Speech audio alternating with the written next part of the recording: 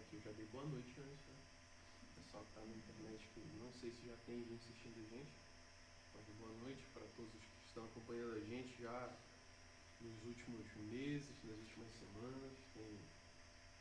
Tem gente que, apesar de que a gente é uma igreja muito pequenina, mas constantemente tem gente que me pede, né, e pede para outras pessoas daqui também, que mande os links, mande os vídeos, quer acompanhar as pregações, quer acompanhar os sermões. E isso tem tudo a ver com o texto que a gente vai expor hoje à noite, que é o Salmo 133. É a união da igreja universal do Senhor, né? Ou com, a gente também pode dizer, a igreja católica do Senhor, porque católica significa universal, né? Então a igreja de todo mundo, a catolicidade da igreja é a universalidade da igreja.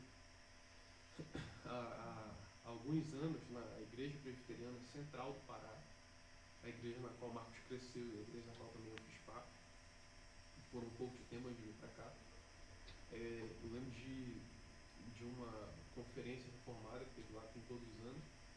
Um dos temas era isso, né? E quando eu vi a igreja, algo assim como era a igreja católica, a igreja do Senhor é católica, né? E era uma igreja presbiteriana, era algo assim o tema. Eu lembro quando eu vi aquilo assim, né? Será que trouxeram o cara certo dessa vez? Eu não era acostumado com o termo, né? Então, para quem não sabe, igreja católica significa isso, católico significa que é universal, né? Então, há uma universalidade da igreja do Senhor. Santos de todos os lugares que comungam, que tem comunhão com os santos de outros lugares também. E que por causa da internet a gente consegue ter comunhão com mais e mais pessoas e contato com mais e mais pessoas por causa dessas bênçãos, do avanço tecnológico que o Senhor Deus tem permitido com que o homem consiga, né? Então são bênçãos do Senhor para nós. São usados para coisas ruins? Muitas coisas ruins são usadas. A internet é usada para muita coisa ruim, mas também é usada para coisa boa. Como a gente conversou ontem no nosso estudo, no último capítulo do livro que a gente estava estudando, que era o Evangelho para a Vida Real, de Jerry Bridges, e a gente recomenda, hoje a gente pode dizer que a gente recomenda como igreja para todas as pessoas. É um livro muito bom. Né? E ontem a gente estava conversando que um dos meios principais que a gente usa para evangelizar aqui na igreja é a internet. E a gente tem alcançado muitas pessoas pela graça de Deus. Certo? Então, já partindo para a nossa exposição, para o tema de hoje, é o Salmo 133. Certo? Se você está em casa assistindo, pegue sua Bíblia, abra aí no Salmo 133, compartilhe com quem você quiser que assista, compartilhe no seu mural, no seu perfil. Chame as pessoas que você quer que assistam junto à igreja. Quem puder estar na sua casa, vamos participar desse culto, ainda que à distância, quem está aqui. Vamos aproveitar da presença dos irmãos para isso. Certo? Salmo 133, a gente vai fazer o seguinte, a gente vai ler o texto. Dessa vez eu realmente vou ler, eu não vou dizer só que eu vou ler com a explicação. A gente vai ler o texto, depois a gente vai orar e depois a gente vai começar a exposição, tá? Salmo 133 é um cântico de romagem de Davi, do rei Davi. Ó, como é bom e agradável viverem unidos os irmãos. É como óleo precioso sobre a cabeça, o qual desce para a barba de Arão, e desce para a gola de suas vestes. É como o orvalho do Hermon, que desce sobre os montes de Sião. Ali ordena o Senhor a sua bênção e a vida para sempre. Vamos orar. Senhor, Pai, nós agradecemos a Ti, Senhor, pela reunião desta igreja aqui, Senhor, como nós já oramos antes, e agora oramos junto com os irmãos que na internet nos acompanham. Senhor, nós te agradecemos por tudo que o Senhor tem feito, Senhor, e por tudo que o Senhor vai fazer. Pai, eu te peço que o Senhor derrame sobre nós o seu Espírito, Pai, a sua palavra, Pai, seja revelada, Pai, iluminada aos nossos olhos, Senhor, e aos nossos espíritos, Pai, como somente Tu podes fazer, Senhor. Não uma iluminação humana, Senhor. E que as palavras ditas esta noite, Senhor, sejam palavras ditas de acordo com a vontade, a boa e sã doutrina do Senhor. Pai, que de mim, Senhor, fique aquilo que se espera, Senhor, que o Senhor não me deixe desviar nem para a esquerda, nem para a direita, mas que eu fique firme na sã doutrina do Senhor, a entregar a mensagem aos irmãos desta noite, Senhor, dos quais eu sou o primeiro a receber, Senhor, e que também muito necessito, Pai. Eu te peço, Pai, fala conosco, Pai.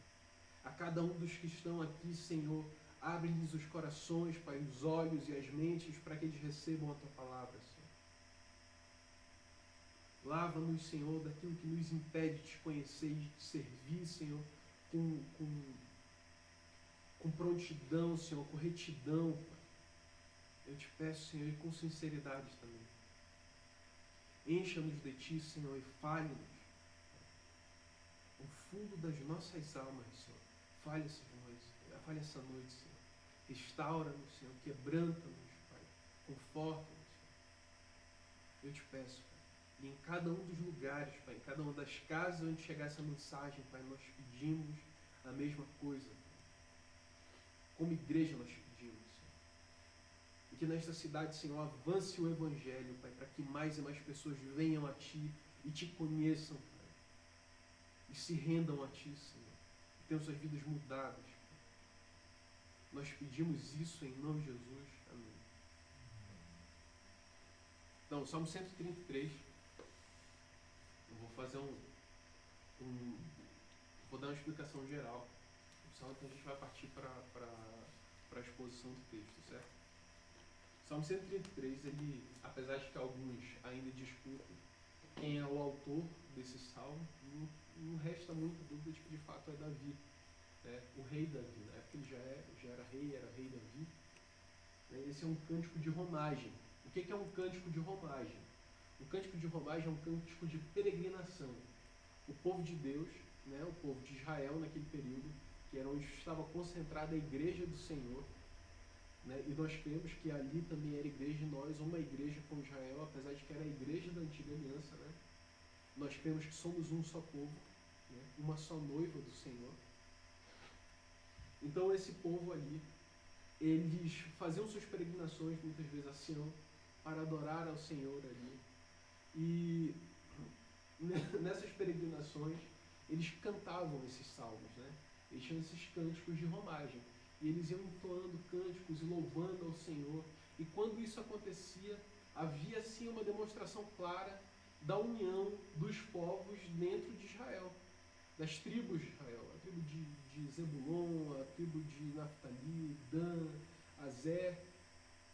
Essas tribos, quando viam os cânticos de romagem, então eles se alegravam no Senhor, eles iam caminhando e cantando e seguindo a canção, como já dizia outro autor apócrifo brasileiro, né?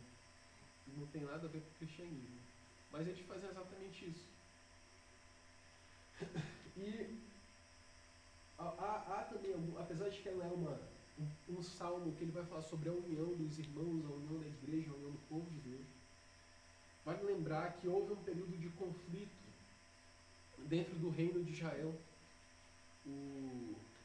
O rei Davi, ele reinou sobre Judá durante um período, né? Ele reinou em Hebron, depois ele vai e conquista Jerusalém, então há um período de conflito, ainda há um período de desunião. Depois de Davi ele vai e se encaminha, ele conquista Jerusalém, ele retira os jebuseus de lá. Vocês podem ver isso em 2 Samuel. E ele retira os jebuseus, então há uma união, e nesse período de pacificação, disse que desse período então surge esse salmo, né?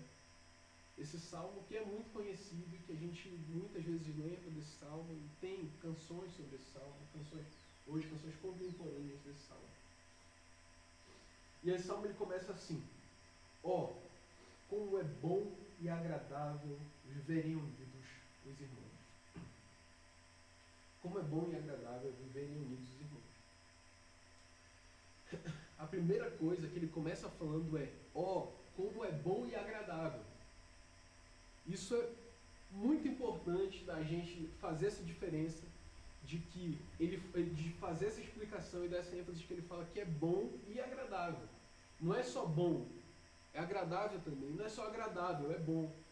Porque tem muita coisa que é boa e não é agradável. E tem muita coisa que é agradável e não é boa. Então é perfeita a união dos irmãos. Ela tem esse equilíbrio necessário para todas as coisas da vida, que deveriam ser assim se não fosse a presença do pecado no mundo. Que é que as coisas deveriam ser boas e agradáveis. Assim como a vontade de Deus é boa e agradável. Às vezes, no entanto, é dolorosa. Mas ao fim, ao cabo delas, elas são agradáveis também.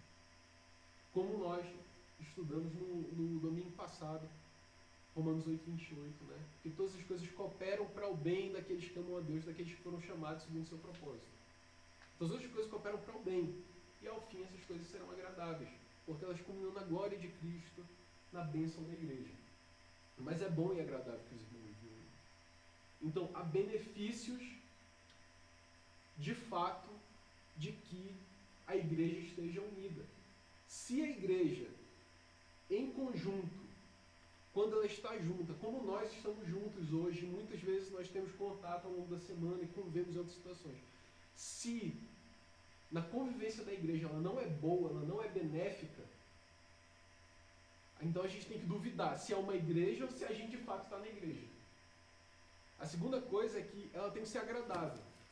A vida na igreja, ela pode ter momentos de atrito, certo? Como ferro afia o ferro, assim um homem afia seu amigo, né? Um amigo afia o outro. Então, como o ferro afia o ferro, te deixa mais afiado.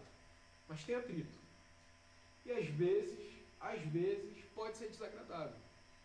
Mas em essência, a vida cristã, em comunhão na igreja, é uma vida agradável. A gente tem prazer de estar junto. Eu lembro de uma coisa que o João falou para mim antes dele ir embora, antes da pandemia. O João falava uma coisa para mim assim: cara, eu espero a semana toda para chegar o dia do culto, né? E eu também, de uma certa forma, eu espero muito a semana toda para que a gente venha aqui e possa se ver. O Mike e a Carol que moram lá em Caçador, o Carlos e a Tainara, que a gente quase não se vê aqui durante a semana, uma agenda cheia. A gente pode se ver, a gente pode se olhar cara a cara, sabe? A gente precisa estar junto, a igreja precisa estar junto. Senão isso não seria bom e agradável, né? E senão não haveria um salmo do Senhor, um salmo dado pelo Senhor a Davi, um salmo inspirado pelo Senhor a Davi. Davi recebe do Senhor. É uma característica evidente das Escrituras, é uma característica distintiva das Escrituras, é que tudo que está aqui, ainda que tenha traços da personalidade e estilo do escritor, essas coisas todas foram recebidas pelo Espírito Santo de Deus para servir como mensagem à igreja, para que a glória de Cristo fosse manifestada, porque todas essas coisas também culminam em Cristo. Então é bom e agradável viverem unidos os irmãos. Só que aqui a gente também precisa entender outra coisa. Quem são esses irmãos? Esses irmãos aqui a gente pode separar em 4 grupos, certo?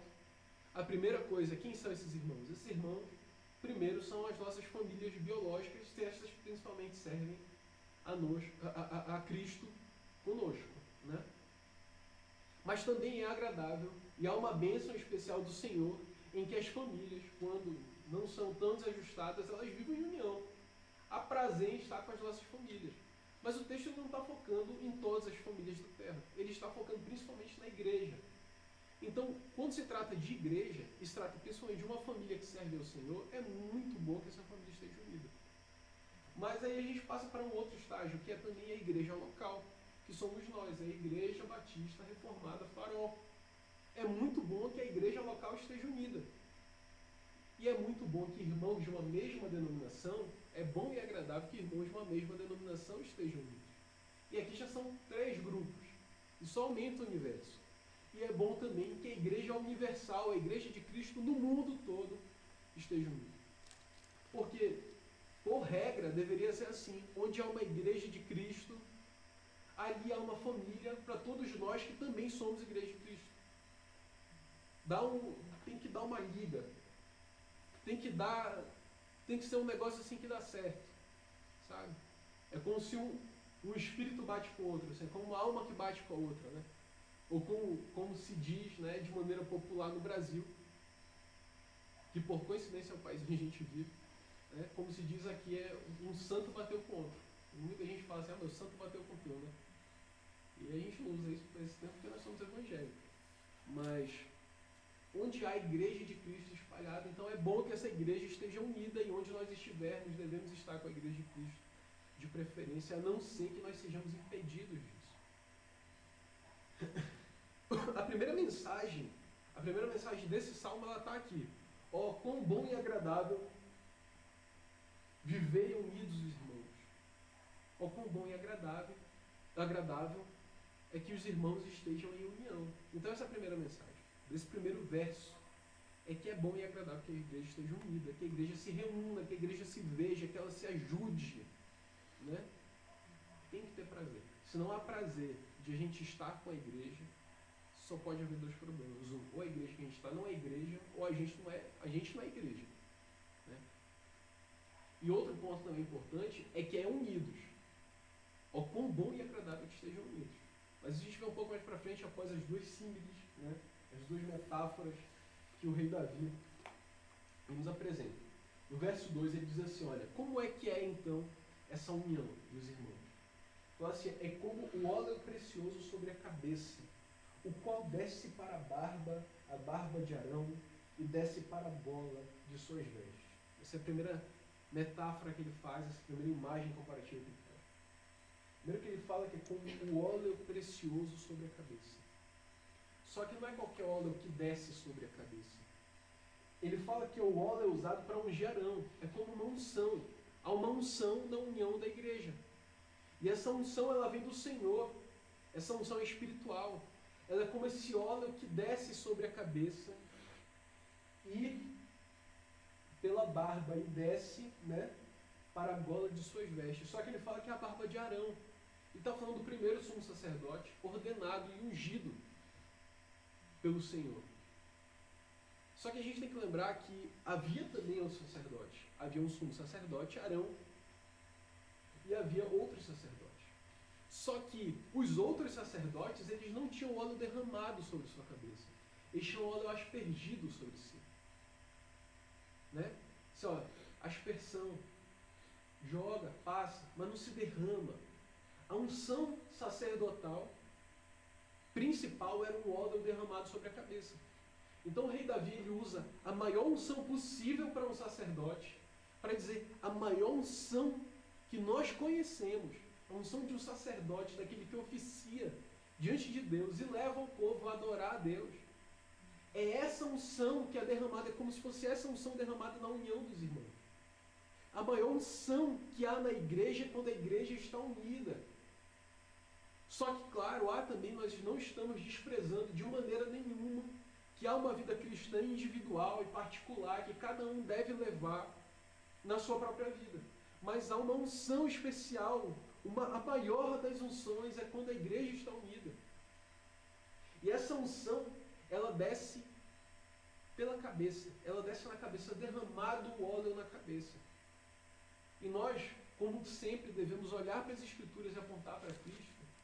Quando nós entendemos que essa unção ela começa na cabeça e ela desce para o corpo, é como o rei Davi dizendo assim, é porque ela não fica só na cabeça, ela escorre para todos os outros.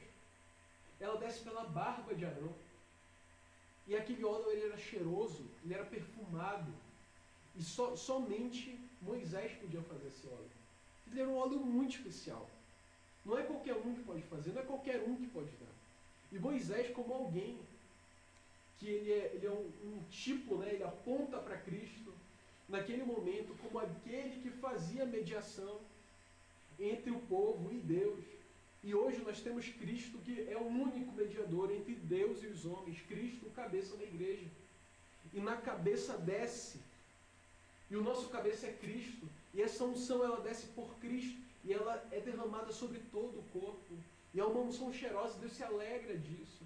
E todo o corpo de Cristo é abençoado nessa unção que é derramada sobre a igreja. Então essa unção não pode ficar aqui. Ela desce em Cristo e ela alcança a liderança. E a liderança abençoa a igreja de Cristo. E a igreja de Cristo é abençoada e é perfumada. E essa unção que vem direto dos céus para nós. É assim que é. Olha só, ela desce da cabeça, e a imagem que o rei Davi tenta passar nesse salmo é que ela não desce por aqui, ela desce por aqui pela barba. E da barba, a barba fica perfumada. E quem já teve barba grande sabe que barba, quando fica muito grande, ela fica fácil de ficar fedorenta, né? Tem que ficar cuidando muito, então ela fica cheirosa e ela desce.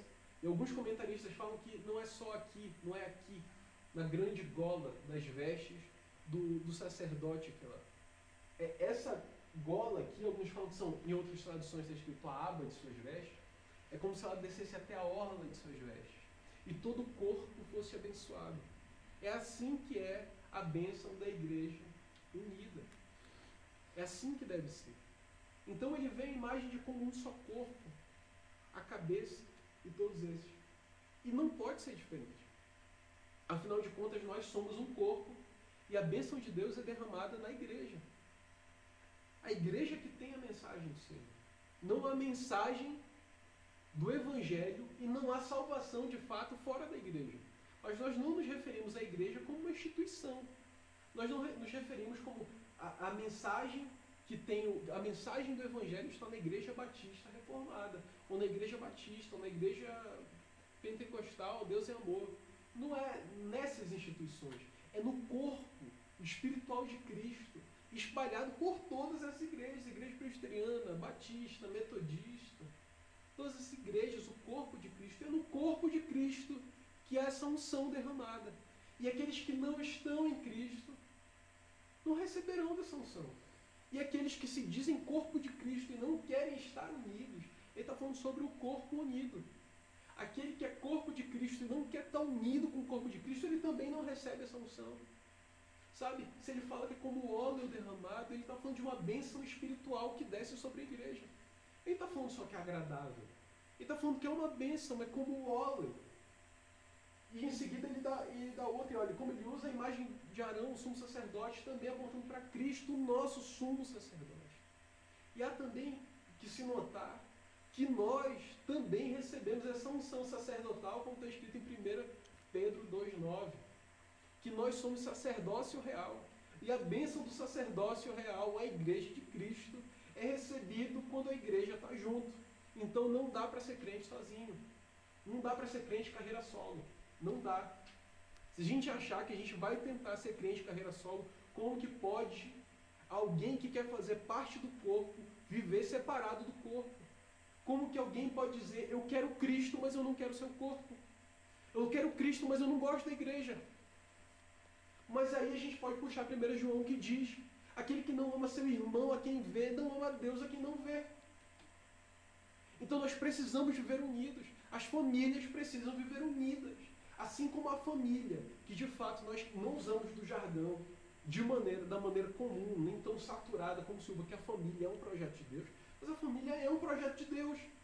E essa família, esse projeto de Deus, ainda que o homem tenha caído lá em Adão e essa queda se perpetue, ainda assim é algo que permanece como que escrito no coração do ser humano, de que ele deve formar uma família. E a perfeição, a ideal situação é de que essas famílias estejam unidas.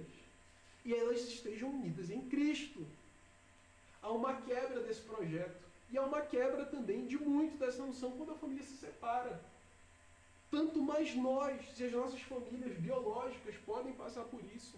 E nas nossas famílias biológicas ainda há muitas das manifestações dos nossos erros. E há alguns que não receberam a Cristo. E não se arrependeram dos seus pecados. E por esses nós oramos. Tanto mais na igreja de Cristo, que a sua ligação é espiritual. Se ainda que nas nossas famílias biológicas nós dizemos corre o mesmo sangue dentro de nós, e às vezes um é O positivo, o outro é A positivo, são completamente diferentes, ainda que carreguem o mesmo DNA, nós que somos cristãos trazemos o mesmo Espírito e não há diferença. O mesmo Espírito que habita em nós que somos cristãos, aqui em Videira, habita em todos os cristãos do mundo. E é por isso que nós vemos em muito uma unidade da igreja na interpretação das Escrituras ao longo dos séculos e dos milênios. A gente olha às vezes para como esses homens falaram para povos diferentes e o Senhor lhes deu as mesmas interpretações. E como que essa mensagem se mantém, inclusive na unidade das Escrituras, como homens que não se conheceram, não leram uns aos outros ao longo de 1000 e tantos anos, eles escreveram mensagens que sempre culminam em Cristo Jesus. Todas as Escrituras de Gênesis e Apocalipse é sobre Cristo. É o mesmo Espírito, na mesma igreja. Então é impossível ser cristão e odiar a igreja. A gente pode até ter problema com o sistema denominacional, a gente pode ter problema com as instituições, mas a gente quer estar junto do corpo de Cristo. Cristãos denominacionais ou não, se são cristãos, eles querem estar juntos. Eles sentem a necessidade, há uma marca no cristão. Até quem é mais antissocial, até quem é mais introvertido, sente a necessidade de estar em igreja. Porque é só aqui que acontece essa bênção, que se derrama como óleo da cabeça para a barba, pelas vestes e alcança o corpo todo, e fica perfumado, fica aceitável ao Senhor, agradável ao Senhor. Logo em seguida, ele dá outra símile. Ele diz, é como o orvalho do Hermon, que desce sobre os montes de Sião. Então aqui a gente tem que ter um senso crítico para poder a gente interpretar esse texto. E também a gente tem que entender que ele está falando sobre a mesma coisa, pastor. A primeira coisa que ele fala, para a gente deixar claro, né, dirimir todas as dúvidas e possíveis controvérsias, é que ele fala que é como o orvalho do Hermon. O Hermon é um monte muito alto. Então a dúvida é se ele fala sobre o Hermon que tinha lá para Canaã, ou se o Hermon que fica lá no Antilíbano, que é uma cordilheira que fica bem ao norte de Israel. Só que os montes de Sião, eles ficam ao sul de Jerusalém. Eles ficam bem longe, eles ficam a quilômetros um do outro. O segundo problema que a gente teria aqui é que tem o Monte Hermon, que seria o mais alto desses montes, dessa cordilheira, e há um orvalho que surge nele. E ao amanhecer ele pode ser notado. Só que ele está falando que esse orvalho ele desce e vai para outro monte. Como é que é isso? Então junta lá e desce água com toda velocidade, vai para o outro lado lá do monte. Não é assim que acontece. Né? Ou quer dizer que está aqui o Hermon, está lá embaixo das montanhas. Não, eles estão bem longe um do outro. Mas é como se desse mesmo espírito desse orvalho, né? Dessa mesma bênção desse orvalho, do Hermon, que é um grande monte, e já disse um escritor chamado Maundel, se eu não me engano, que ele escreveu um livro chamado Journey, que em português é Jornada, que ele foi a Israel e ele fez essa peregrinação e ele armou a cabana dele no Monte Hermon. Ele fala que quando amanhece é como se tivesse chovido, de tão molhado que está. E ali é um monte muito frutuoso, sabe? Ele é muito frutífero, ele é rico, ele é abundante, é um monte abençoado, aquele orvalho ele rega a vegetação naquele lugar, e naquele lugar surge alimento. E é a isso que o rei Davi se refere, e é isso que o Espírito Santo quer falar à sua igreja hoje e em todos os séculos onde se lê isso daqui, onde se lê esse texto. Que assim como desse orvalho, que ele gera vida e dá vida a uma região que às vezes é árida, né? É seca, nasce frutos dali. Assim como o Monte Hermon, da mesma maneira, esse orvalho é levado a Sião, ao sul de Jerusalém, e ali aquele monte também fica coberto com orvalho da mesma natureza daquele outro, e ali também frutifica. Como se ele abençoasse, do maior escorresse. E a gente vê que não é pela grandeza do Hermon, que não é pelo tamanho do Monte Hermon, que faz com que seja abençoado, não. É pela natureza desse orvalho, é pela quantidade desse orvalho, é pelo tanto de bênção que surge desse orvalho. Não é pelo seu tamanho que ele chama a atenção, é pelo tipo de orvalho que ele dá. E assim é a igreja. É na igreja que surge esse orvalho. É na igreja que surge esse tipo de bênção. É na igreja que nós crescemos. É na igreja que nós nos edificamos. É na igreja que nós frutificamos. E fora da igreja, como que a gente pode frutificar? Que missão a gente vai fazer? Como que se discipula fora da igreja? E como se discipula não sendo igreja? E a gente evangeliza para quem? Para onde que a gente vai levar aqueles? Como que eles vão congregar se não for na igreja? E qual o sentido de estar em Cristo e não estar numa igreja? E não estar na igreja que é o corpo de Cristo? A gente é igreja para estar junto. A gente evangeliza. E quando essa pessoa recebe a Cristo, e muitas vezes nós evangelizamos estando numa igreja local. E quando não, é porque nós estamos na igreja de Cristo. Mas quando a gente evangeliza, normalmente a gente está fazendo isso em conjunto com irmãos, ou sendo edificado, empurrado pelos outros irmãos, como ontem nós fomos mais incentivados a missões, não missões locais somente, mas em missões de todos os lugares que nós estivermos. É na igreja que acontece esse tipo de incentivo.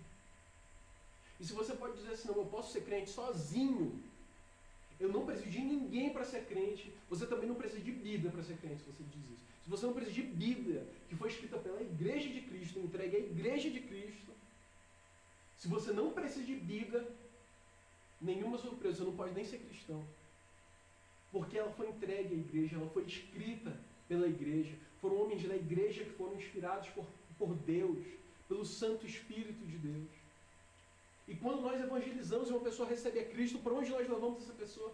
Para congregar. E aí alguém pode dizer, mas eu não preciso levar ela para uma igreja. E quando estiverem 2 ou mais reunidos em meu nome, ali eu estarei. Isso não é a igreja de Cristo. E não é a igreja junta que pode fazer isso. E como está escrito em João 15:5, que eu sou a videira, vocês são os ramos. Sem mim vocês não podem fazer nada. Mas vejam que a igreja ela está unida em Cristo pelos ramos que crescem de Cristo. E elas são alimentadas de Cristo. E é em Cristo que nós estamos. E Cristo é o laço, e o Espírito Santo é o laço que nos une em Cristo. E nós estamos em Cristo, nós só podemos ser cristãos sendo igreja. Então é por isso que ele fala que como o orvalho do irmão, a vida ali, a abundância de bênçãos, ela está na igreja. E aí ele termina a mensagem nesse último trecho, ele começa a mensagem, ele dá 2 símiles, depois ele fala de novo o fim, a conclusão dessa mensagem, que é: ali ordena o Senhor a sua bênção e a vida para sempre. Se há alguma dúvida disso, de que é agradável, é bom estar em Cristo, com a igreja de Cristo, ele fala que é ali que o Senhor ordena a sua bênção. E é ali que ele ordena a vida para sempre. Vida para sempre é vida eterna. É ali, no seio da igreja, na reunião do povo de Cristo, que o Senhor ordena a vida eterna. Porque ainda que a salvação seja individual, o Senhor Deus está salvando a igreja. E ainda que a salvação seja algo pessoal, é com a noiva de Cristo que nós, é a noiva de Cristo que nós seremos. O Senhor não tem muitas noivas, né? Também por isso que, para vocês entenderem como muitas vezes eu me refiro ao povo do Antigo Testamento que cria em Deus, nós nos referimos tantas vezes como igreja de Cristo, como fazendo parte da igreja de Cristo, ainda que seja a igreja da antiga aliança. Há irmãos que discordam disso, mas nós cremos nisso justamente porque ele também chama a igreja da antiga aliança de sua noiva. E ele chama a igreja do Novo Testamento de sua noiva. E não considero qualquer possibilidade de termos um Jesus bígamo. Eu creio num Jesus que tem uma noiva. E também porque não há qualquer menção na Bíblia de que há uma noiva só, mas 2 povos. Ou a igreja e outro povo. Nós cremos que há povos diferentes, uma igreja, uma noiva. E na noiva de Cristo, que nós fazemos parte, nós somos a noiva de Cristo, e com Ele estaremos, com Ele cearemos, de eternidade em eternidade. Nele seremos recebidos. Mas não podemos fazer isso individualmente assim. A gente é salvo individualmente. Afinal, nós somos batistas particulares. Nós cremos que o Senhor Jesus, Ele deu a vida pelo seu povo. E Ele pensou em nós, enquanto Ele morria naquela cruz, na ressurreição. Ele pensou em cada um de nós. Ele tinha sua mente no Pai, tinha sua mente em nós também, assim pensado em nós. Mas, como igreja, todos reunidos, num só Cristo, somos redimidos. Então ele fala que ali é na igreja que Deus ordena a sua bênção e a vida para sempre. A igreja ela tem que ser boa e agradável. E aqui na igreja deve haver bênção e vida para sempre. Tem que ser bom viver na igreja. Aqui a gente tem que ser consolado, aqui a gente tem que ser confortado, aqui a gente tem que ser encorajado, aqui a gente tem que ser suprido, aqui a gente tem que ser exortado. Por exemplo, se algum irmão vivendo em pecado deliberadamente e explicitamente, aqui na igreja ele tem que ser corrigido, ele tem que ser exortado. E se algum irmão passando por dificuldades financeiras e nós pudermos ajudar, nós temos que ajudar. Sabe, não falte pão entre aqueles que são do povo de Cristo. E o que nós pudermos abençoar, indicando emprego, e indicando negócios, e abençoando, e orando pela vida do meu irmão. Eu não posso fazer nada disso, eu posso orar em uma bênção maior do que isso. E orar lembrando ainda, enquanto é possível, a gente que é um grupo pequeno, lembrando individualmente cada um, orando nome por nome, Dá tempo. Não somos poucos, sabe? Dá tempo da gente orar por cada um. Para que o Senhor Deus fortaleça na fé, para que o Senhor Deus derrame seu Espírito, para que o Senhor Deus fale conosco. Desculpa. Para que o Senhor Deus fale conosco. Então, isso é feito na igreja. Entende? Aqui tem que acontecer essa bênção. E não em outro lugar. A maioria de nós tem procurado por lugares e lugares que a gente... A maioria de nós, que eu falo como humanos, né? A humanidade toda, ela tem procurado por vários e vários lugares nos quais ela pode achar alguma representação, algum substituto para a família ou para aquilo que falta. A gente tem um senso colocado por Deus para que a gente se reúna e a gente viva junto, né? Mas é na igreja que acontece isso de maneira ideal. Amém? Então, para a gente resumir. A igreja, a vida na igreja, ela tem que ser boa e agradável, né? E nós temos que nos esforçar para que a vida na igreja seja boa e agradável.